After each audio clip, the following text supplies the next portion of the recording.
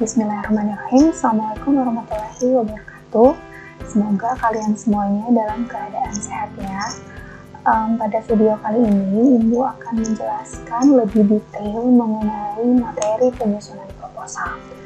Nah, materi ini untuk filenya sudah Ibu berikan ke kalian 2 minggu yang lalu supaya kalian bisa baca-baca dulu. Nah, sekarang Ibu akan menjelaskan lebih detailnya. Langsung saja ya. Oke, di halaman pertama, di sini Ibu sudah memberikan beberapa contoh proposal untuk kalian bisa amati terlebih dahulu. Di situ ada 3 proposal. Kita akan coba lihat proposal yang pertama, yaitu proposal Nobita. Nah, apa ini proposal Nobita?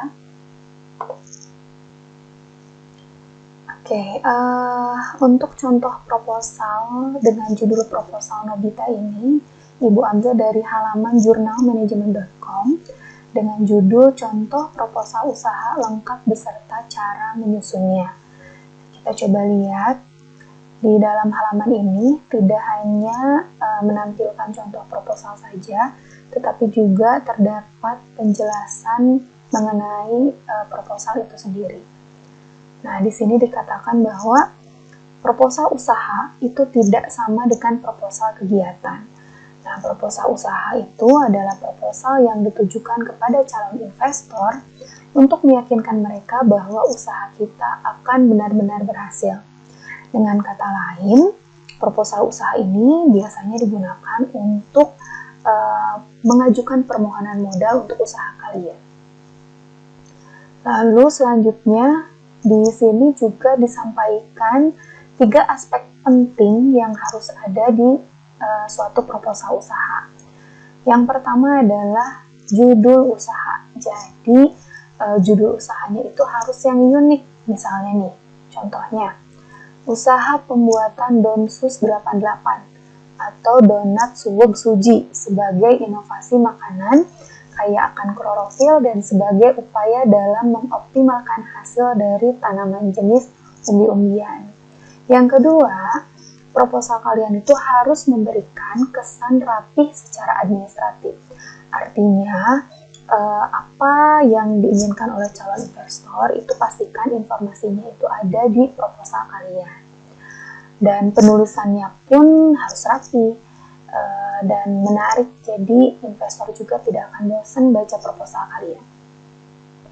Yang ketiga adalah buatlah kesan bahwa usaha yang diajukan itu telah siap untuk dijalankan dan bukan sekedar wacana saja.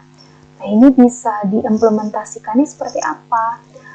Kalian bisa tambahkan rencana lokasi usahanya, lalu kalian juga bisa menjelaskan siapa yang akan menjalankannya, lalu ada logonya juga, ada bentuk produk dan kemasannya, dan lain sebagainya.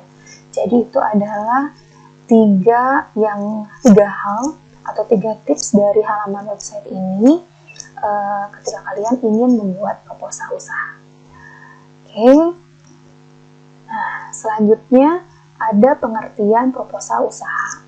Jadi proposal usaha itu adalah sebuah rencana bisnis atau bisnis plan yang dibuat dan dituangkan secara tertulis di dokumen dengan susunan yang rapi dan struktur serta jelas maksud yang dituju dari isi proposal tersebut. Intinya proposal itu adalah rencana bisnis, itu aja ya. Jadi Ibu pernah jelaskan ya sebelumnya bahwa ketika kita ingin membuat sebuah usaha, pastikan kalian betul-betul sudah merencanakannya dengan matang.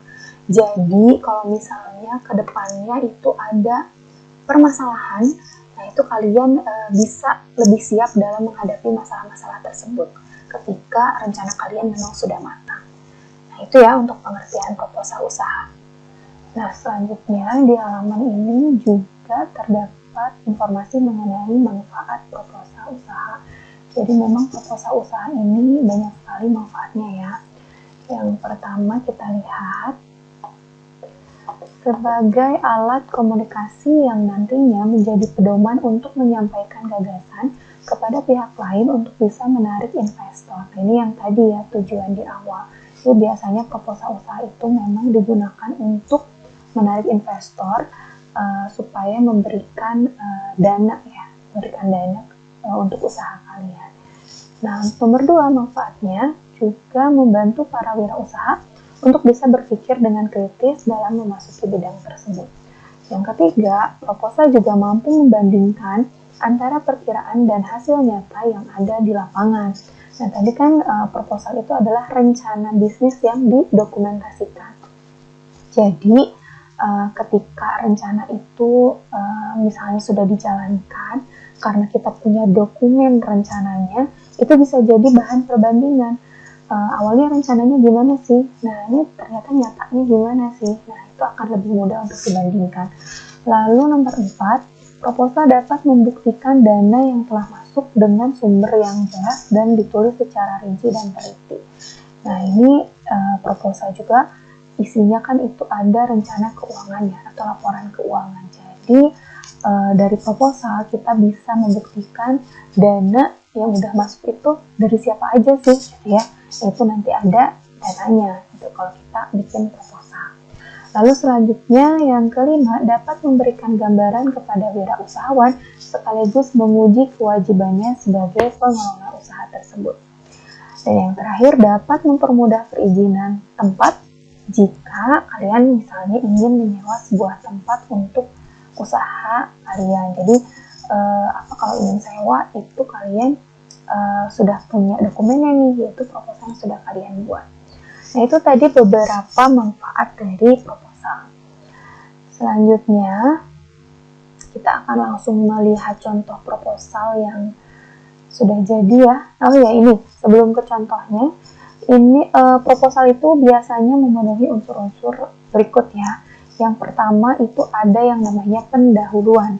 Nah, pendahuluan ini terdiri dari latar belakang, rumusan masalah, tujuan program, justifikasi objek usaha, luaran yang diharapkan, dan kegunaan program.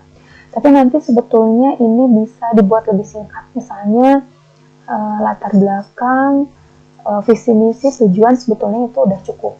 Lalu selanjutnya yang kedua adalah ada analisa produk. Nah, di sini disampaikan profil dari usaha kalian. Lalu yang ketiga adalah analisa pasar. Jadi ini penting sekali ya untuk ada di proposal. Jadi supaya usaha kalian itu tepat sasaran, maka kalian harus menganalisa pasar. Jadi pasar kalian itu sebenarnya siapa sih, dan itu disampaikan di proposal. Lalu yang keempat adalah ada laporan keuangan. Ini biasanya yang penting ya untuk investor, tapi untuk laporan keuangan ini sebetulnya tidak menjadi fokus ibu saat ini, karena memang tidak akan ibu bahas lebih lanjut juga. Insya Allah untuk keuangan itu akan dibahas di pertemuan selanjutnya. Jadi di proposal ini belum ada laporan keuangan, itu nggak jadi masalah ya. Tapi untuk selanjutnya ketika laporan keuangan sudah dibahas, tentunya kalian harus tambahkan laporan keuangannya di proposal kalian. Dan terakhir ada penutup, lalu lampiran-lampiran. Nah, kita langsung ke contoh proposal usaha. Nah, ini dia. Tadi contoh proposal usahanya adalah proposal Nobita. Nah, ternyata Nobita ini adalah nama produknya. Jadi judul proposalnya itu usaha pembuatan Nobita, nikmatnya bakso Pomakea Kanalikulata sebagai upaya diversifikasi pangan berbahan baku keong mas Pomakea Kanalikulata. Nah, tadi yang pertama kan ada pendahuluan ya. Nah, pendahuluan di dalamnya ada latar belakang dan motivasi melakukan usaha. Jadi di sini disampaikan apa sih yang melatar belakangi dipilihnya produk Nobita tadi gitu ya, bakso dari keong mas. Nah, biasanya di latar belakang ini dijelaskan masalahnya terlebih dahulu.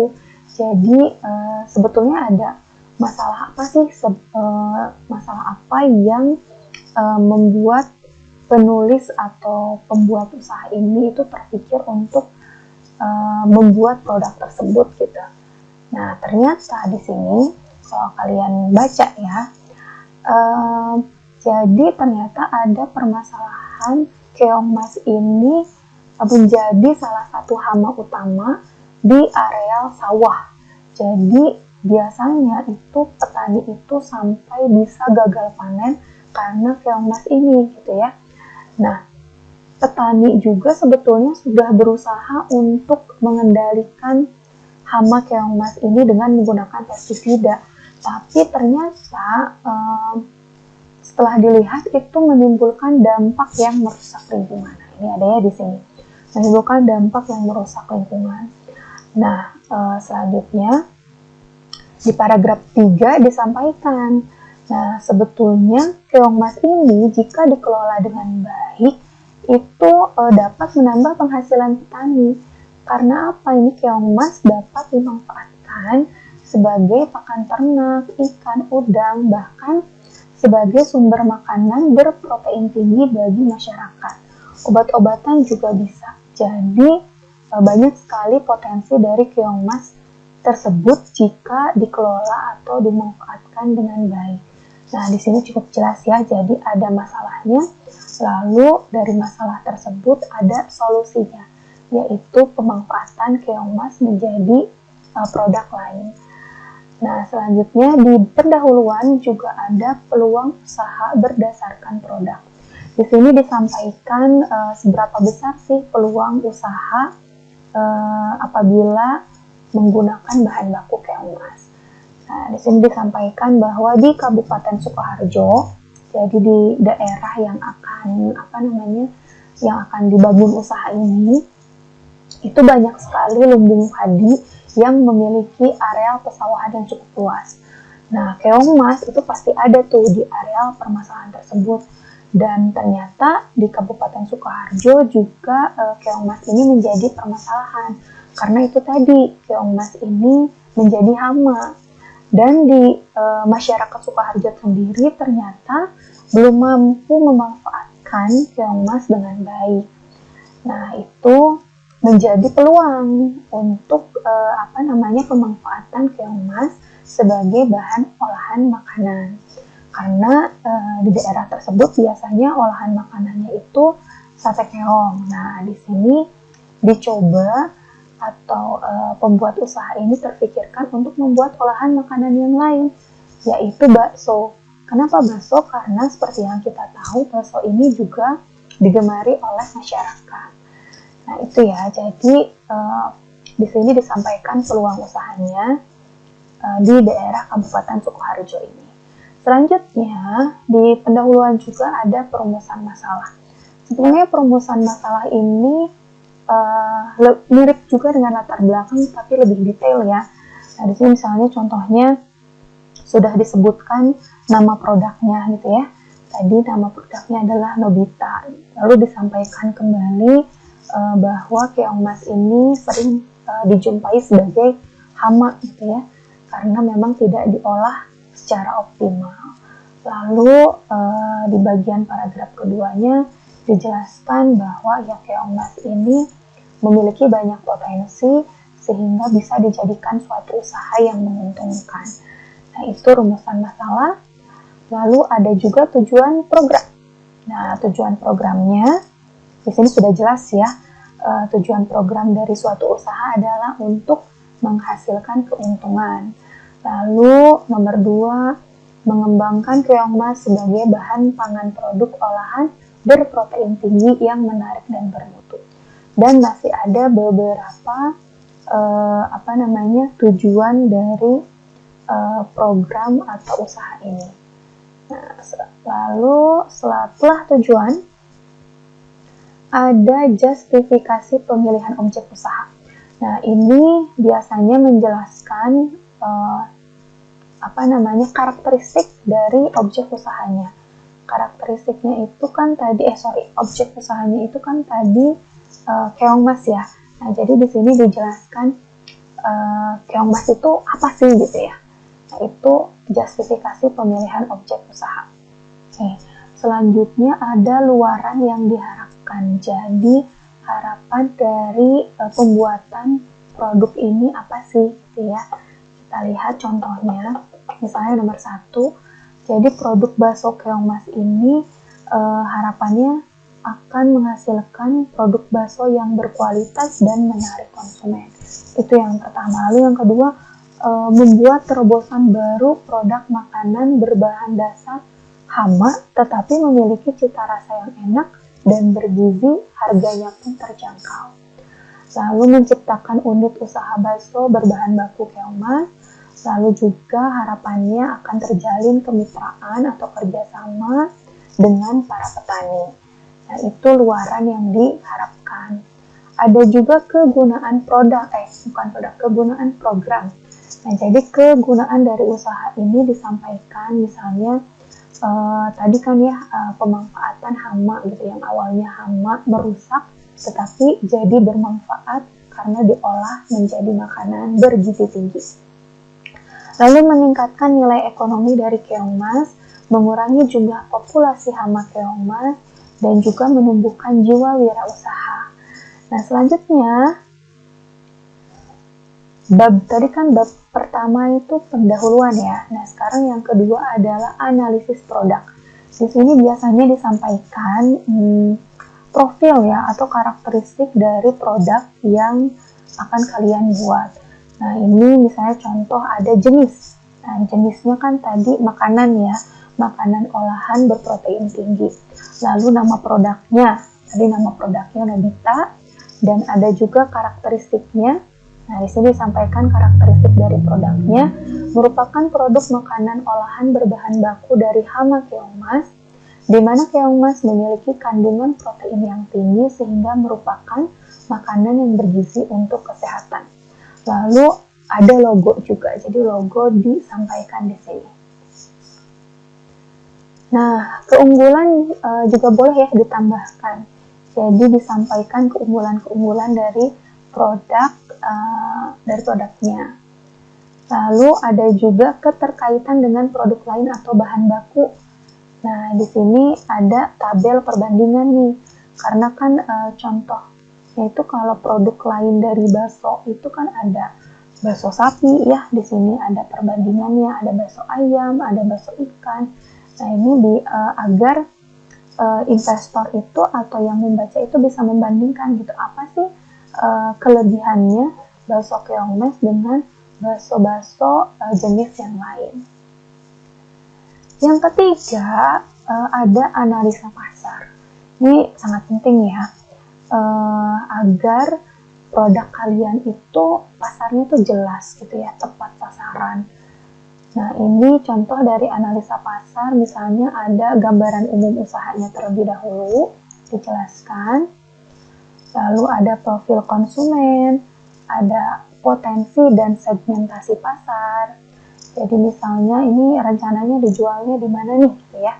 Atau nanti sebetulnya kita bisa buat ada yang namanya analisa STP ya.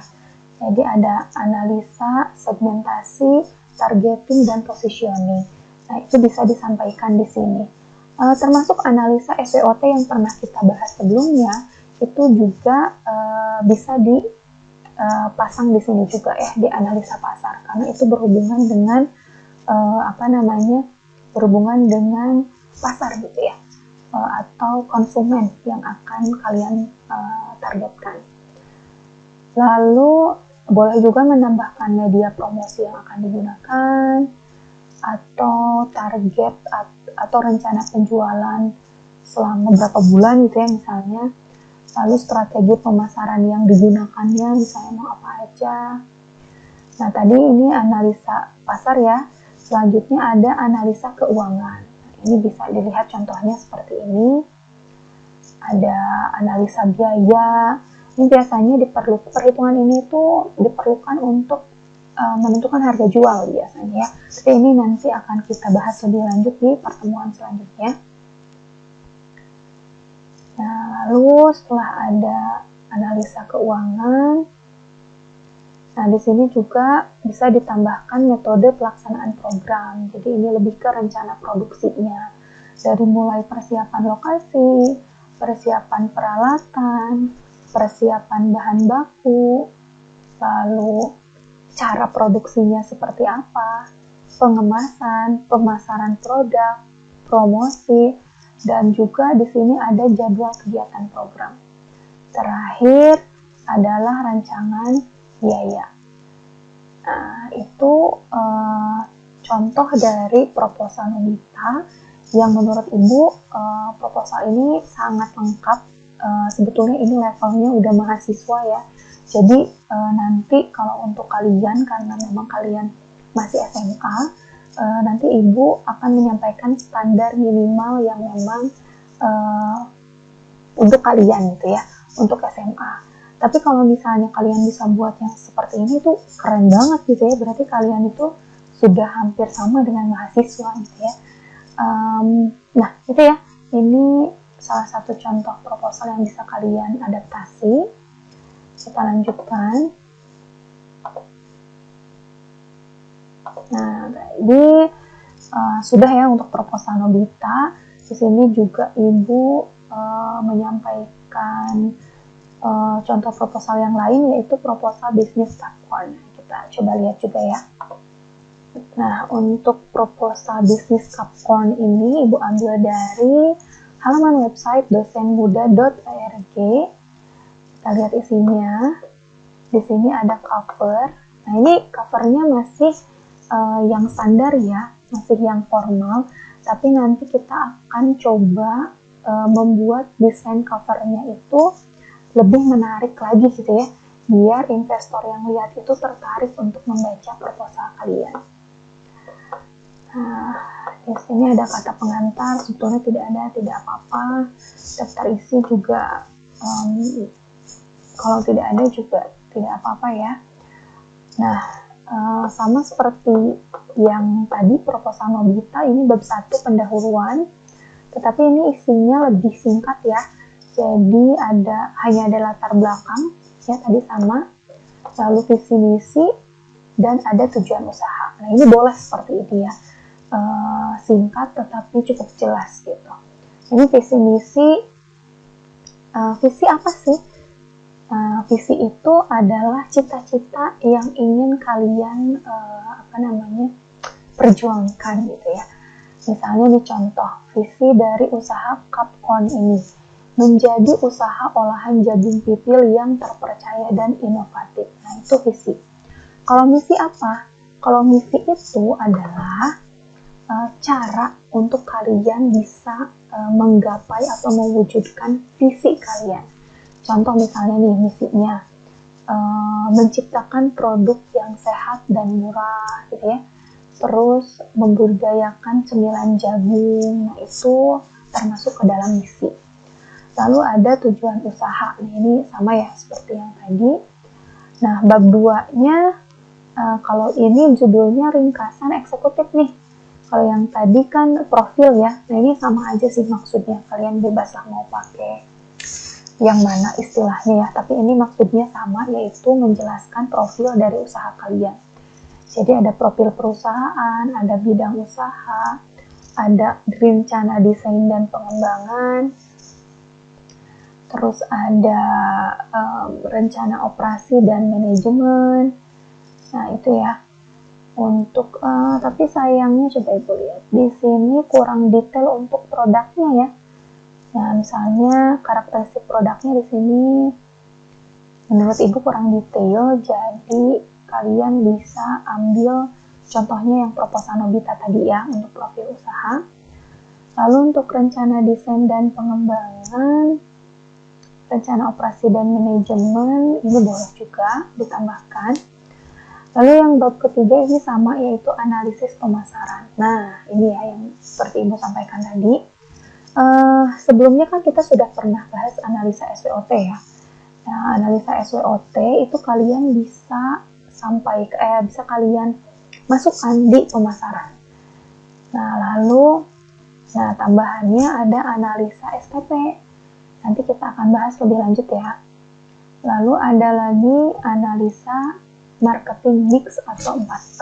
Nah, ini juga boleh dijadikan tambahan. Ini sama ya, ada analisa keuangan.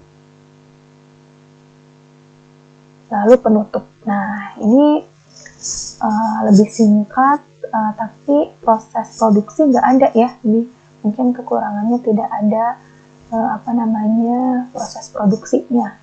Ya, jadi kalau memang lengkap sih memang lebih lengkap yang tadi, yang proposal Nobita. Kita kembali lagi ke PowerPoint-nya.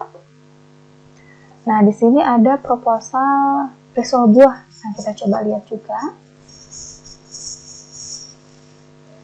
Ya, untuk proposal risol buah ini, Ibu ambil dari proposalusahaku.com.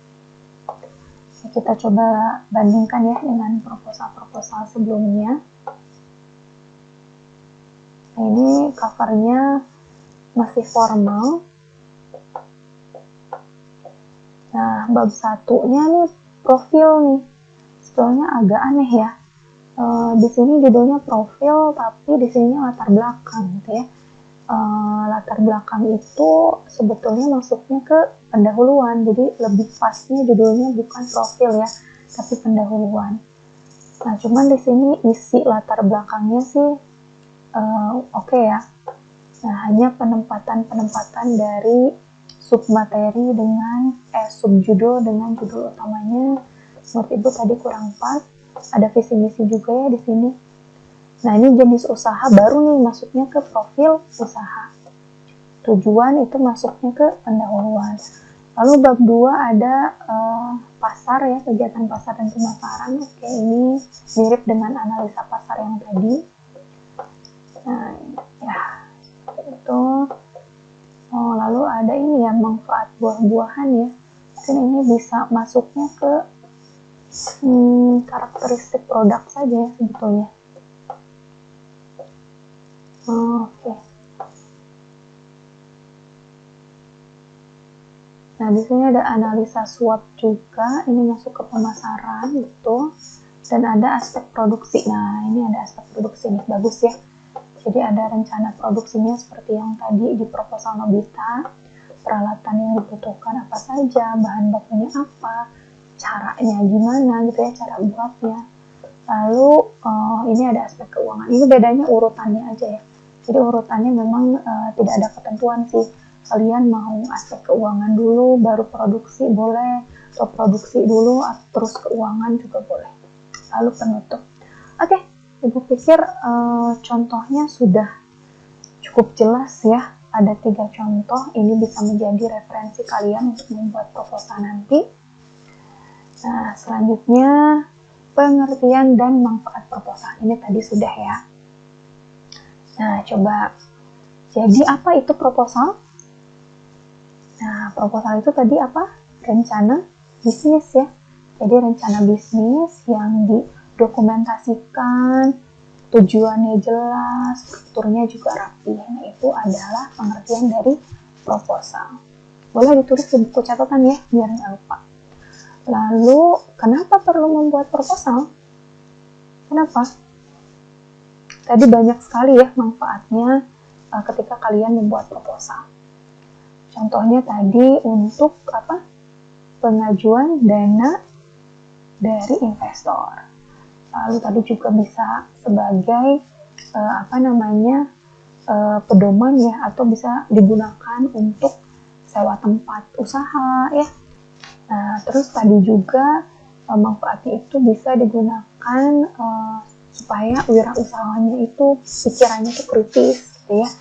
Nah, terus bisa juga ya intinya melatih kemampuan wirausahawan dalam mengelola usaha tersebut. Jadi banyak sekali manfaatnya ya, terutama yang tadi yang pertama, untuk menarik investor. Jadi sangat perlu untuk membuat proposal ya. Selanjutnya, bagaimana sistematika proposal yang baik? Nah, tadi juga sudah dijelaskan ya. Ada cover jelas ya, ada terus pendahuluan. Di pendahuluannya itu bagusnya ada latar belakang, ada visi misi, ada tujuan ya. Sebetulnya itu udah cukup sih. Mau ditambahkan lagi boleh. Lalu yang kedua adalah profil usaha ya. Nah, ini misalnya kalian bisa sampaikan nama produknya, karakteristik produknya, logonya, keunggulan produknya, ya itu bisa disampaikan di situ. Lalu yang ketiga adalah analisa pasar. Nah, itu sangat penting. Lalu yang keempat, keuangan. Dan yang kelima adalah aspek produksi, terakhir penutup dan kesimpulan ya. Jadi itu sistematika proposal yang sebaiknya ada di proposal kalian. Nah, ini ya sudah Ibu tuliskan. Jadi seperti yang Ibu bilang tadi, memang susunan dari sistematika proposal itu sangat banyak ya versinya. Jadi Ibu ini buatkan standar minimal yang Ibu ambil dari buku PKWU SMA tahun 2017. Jadi ini standar minimal ya, sekali lagi ya, kalian bisa kembangkan standar ini, tapi standar yang ini harus terpenuhi dulu. Nah, baru kalian boleh kembangkan seperti yang tadi. Boleh seperti proposal Nobita, atau boleh tadi seperti proposal yang Capcom gitu ya. Apa aja standar minimalnya bisa dilihat. Ada visi misi, tujuan ya, maksud. Ini maksud dan tujuan sebetulnya bisa jadi satu poin yang sama sih ya, karena ini mirip ya. Lalu yang selanjutnya ada profil usahanya. Lalu ada strategi pasar atau analisa pasar. Lalu ada analisa SWOT dan ada aspek produksi ya. Nah, untuk strategi pasar tadi seperti Ibu bilang akan Ibu bahas lebih lanjut. Kita klik di sini.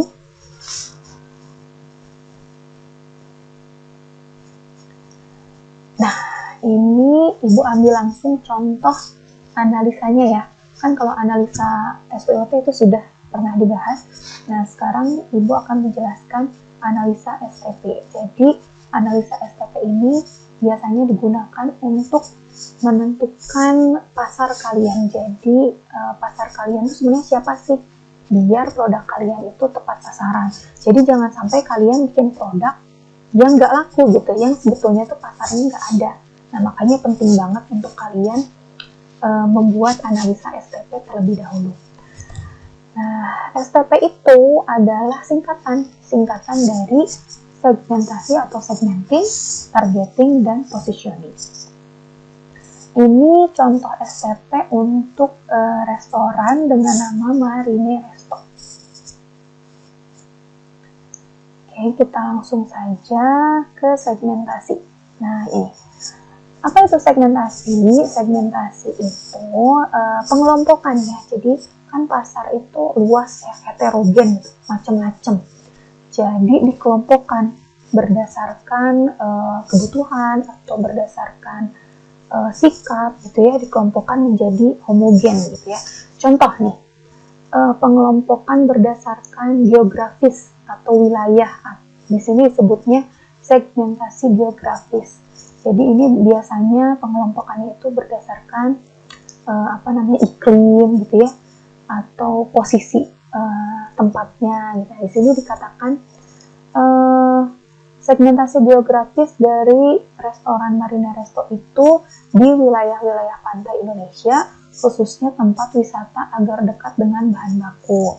Nah, kenapa? Karena memang konsep dari Marine Resto ini itu adalah restoran seafood. Jadi segmentasi geografisnya tentu saja di wilayah-wilayah pantai. Lalu selanjutnya adalah segmentasi demografis. Nah, kalau demografis ini berhubungan dengan data-data kependudukan gitu. Jadi seperti usia gitu ya, jenis kelamin, pekerjaan, pendapatan, dan lain-lain ya.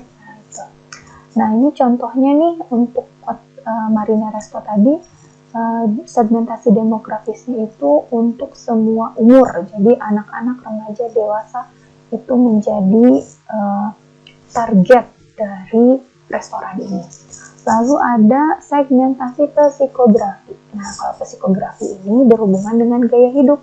Jadi produk kalian itu cocoknya untuk yang gaya hidupnya kayak gimana sih? Nah, contoh ya, di sini Marine Resto ditujukan untuk gaya hidup makan makanan laut yang sehat gitu. Jadi untuk orang-orang yang suka makan makanan laut atau yang gaya hidupnya itu sehat.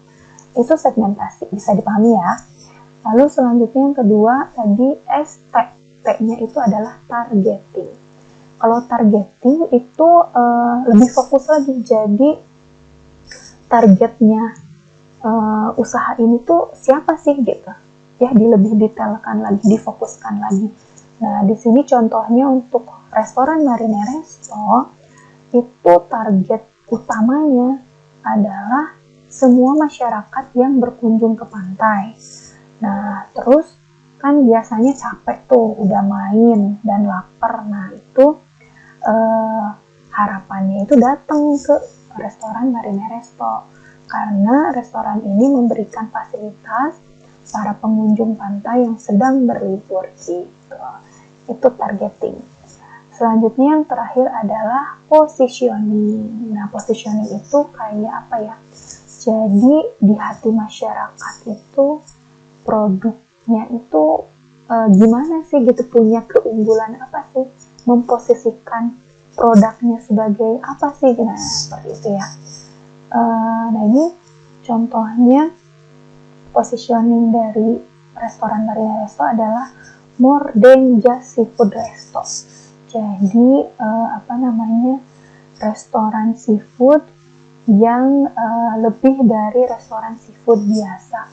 Kenapa? Karena restoran ini fasilitasnya top, tapi harganya itu ekonomis. Nah, restoran ini memposisikan dirinya, memposisikan usahanya sebagai sebagai restoran yang memberikan fasilitas top dan harganya ekonomis. Nah, itu yang dimaksud dengan positioning.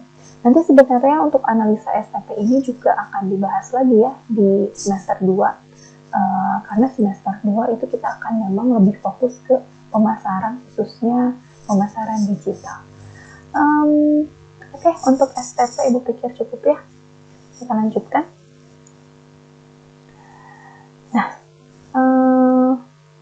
Nah, di file yang Ibu berikan juga di sini Ibu memberikan template ya. Jadi ini bukan contoh proposal ya. Kalau tadi kan contoh proposal. Kalau ini template. Jadi penjelasan lebih detail lagi di setiap subjudul dan judul-judul yang harus ada di proposal. Kita cek aja langsung ya. Nah, ini template proposalnya Ibu ambil di halaman karinop.co.id. Nah, ya, jadi bukan contoh proposal yang ada di sini, tapi lebih ke penjelasan isinya tuh harus gimana sih. Nah, gitu ya. Contoh misalnya nih, cover depan. Nah, gambarnya tuh sama desainnya harus menarik. Ada logonya, terus informatif, ada nama, alamat, ada nomor kontak gitu ya. Lalu pendahuluan nih, misalnya ada sejarah boleh, terus ada visi misi. Nah, di sini dijelaskan nih, apa sih visi itu? Cita-cita yang ingin dicapai. Tadi sudah dibahas ya. Misi itu apa? Cara-cara yang digunakan usaha dalam mencapai visi. Lalu ada aspek pemasaran. Nah, di sini ada penjelasannya, STP itu apa. Lalu ada analisis pemasaran yang lain yang bisa kalian lihat ya. Nah, ini prinsipnya sama sih ya, susunannya seperti yang tadi.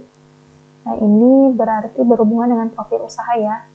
Ini ada aspek organisasi, perizinan ya. Lalu ini ada aspek produksi ya, sama. Lalu ada lagi, ini masih aspek produksi ya, cukup panjang. Nah, terus ini ada lagi nih, masih berhubungan dengan produksi ya, masih berhubungan dengan produksi ya, ada biaya dan lain-lain. Lalu ada aspek keuangan. Nah, ini sama ya. Nah, jadi pokoknya di sini dijelaskan poin-poin yang memang harus ada di proposal dan apa yang dimaksud dengan poin tersebut. Jadi di sini bukan contohnya ya, contohnya di yang tadi. Gitu. Ya, mudah-mudahan ini bisa menambah pemahaman kalian juga. Selanjutnya sudah sih ya. Nah, ya betul. Jadi untuk selanjutnya ya di sini ada desain proposal. Nah, untuk desain proposal ini sudah Ibu sampaikan di video sebelumnya ya. Jadi ini lebih kepada desain proposal yang menarik gitu ya. Jadi, nah ini ada contoh misalnya bikin desain proposalnya tuh menggunakan Microsoft Word 2010. Nah ini bagusnya pakai laptop atau komputer sih ya. Kita lihat deh. Nah ini ya, ini salah satu contoh tutorial yang bisa kalian ikuti. Cuman ya itu ya, kalau kalian ingin mempraktekkan ini baiknya sih di laptop atau di komputer. Nah teman kan mungkin kalian ada yang belum punya ya laptop atau komputer. Kalau handphone ibu yakin kalian pasti punya. Jadi ibu memberikan cara yang lebih praktis. Jadi kalian bisa membuat desain proposalnya itu di handphone. Selain cara ini ya, ini ada juga cara yang lain adalah kalian menggunakan template gitu ya. Cari aja di Google template proposal yang Word. Nah cuman ya gitu. Kalau Word itu menurut ibu lebih enaknya ngerjainnya di laptop atau di komputer. Oke, jadi untuk mengantisipasi kalian yang tidak memiliki laptop atau komputer untuk membuat proposal, ibu sudah buatkan video tutorial membuat proposal dengan aplikasi yang cukup kalian install di handphone. Jadi kalian bisa ngerjain proposalnya itu di handphone ya. Aplikasinya yang digunakan itu adalah Canva. Mungkin ada dari kalian yang memang sudah biasa pakai Canva ya. Nah untuk videonya kalian bisa lihat langsung di channel ibu Kristi Herdianti, di channel YouTube ibu. Kalian bisa lihat di situ ada membuat desain proposal usaha dengan Canva ya. Nah ini ya, jadi ibu sudah buatkan video tutorialnya.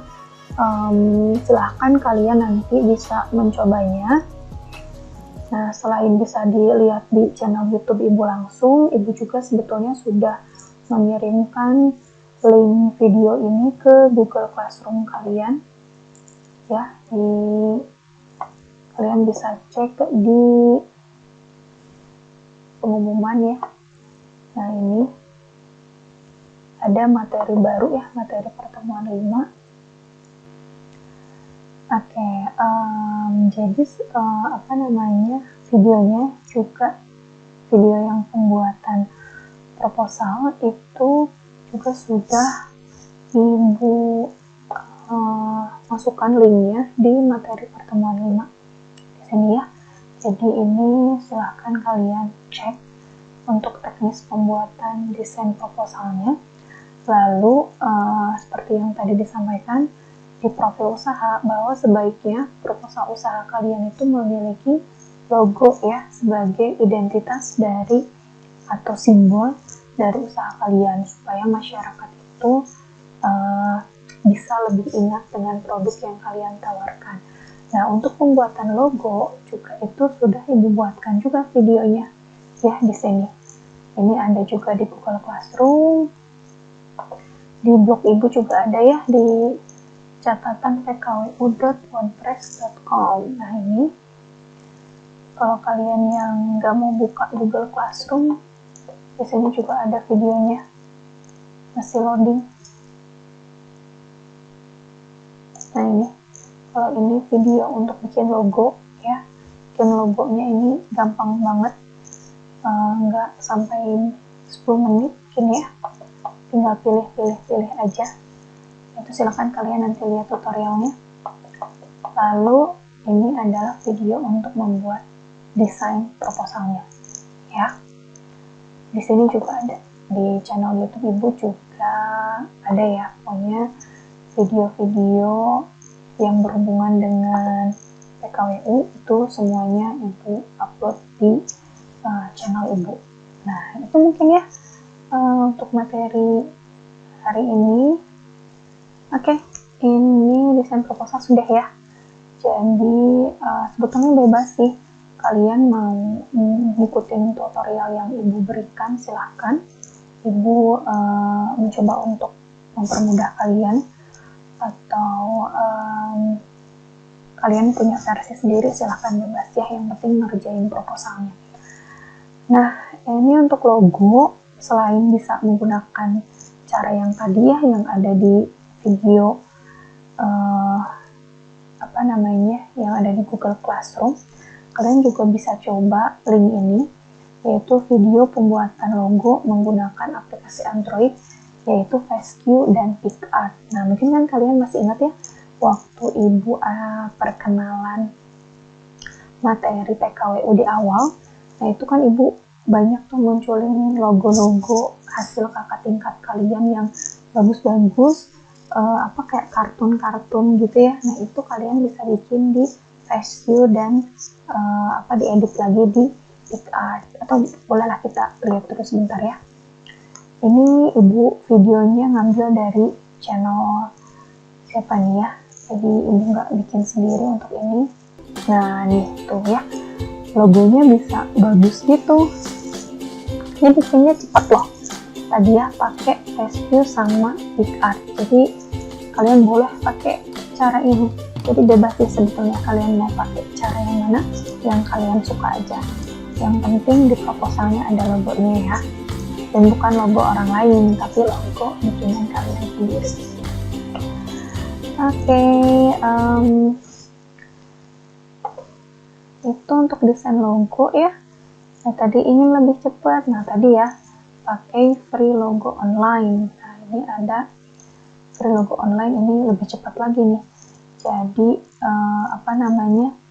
kalian menggunakan jasa dari suatu website. Jadi websitenya udah milihin logo-logo yang sesuai dengan inputan data kalian. Jadi tinggal input aja, tinggal pilih-pilih aja. Ini juga lebih cepat. Itu silahkanlah kalian mau pilih yang mana ya. Sudah selesai untuk materi hari ini. Mudah-mudahan ada manfaatnya. Untuk tugas nanti akan Ibu sampaikan lebih detail di Google Classroom dan di blog Ibu. Terima kasih atas perhatian kalian. Jangan lupa subscribe and like channel Ibu ya. Assalamualaikum warahmatullahi wabarakatuh.